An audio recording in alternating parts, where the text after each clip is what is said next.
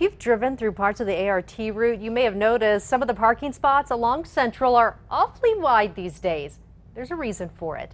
News 13's Catherine Mazzone is live near Central and Carlisle with the story. Catherine? Jess, I'm right in front of Fantang where it's obvious there's a lot more space to park your ride.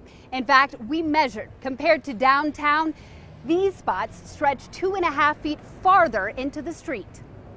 I think Nob Hill was probably the most insistent about having better parking in the neighborhood.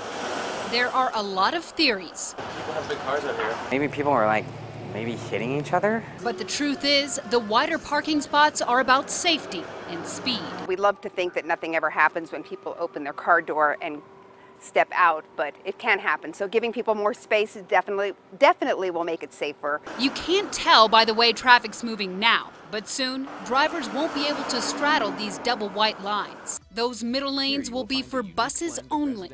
You can see there's actually just as much space, if not more, for those parking along Central than for those driving it. In fact, those parking spaces are about 2.5 feet wider than the standard 8-foot spots you see around town.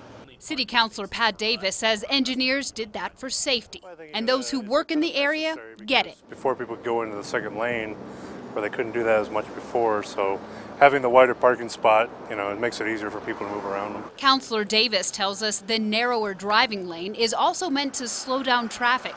Now, people are waiting to see the full plan in action. I think all the traffic is going to be much slower and much better. I think because of the construction, anything that happens seems better than what we've dealt with.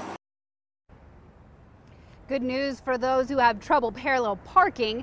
A lot of the spots along the ART corridor are also longer than usual as well.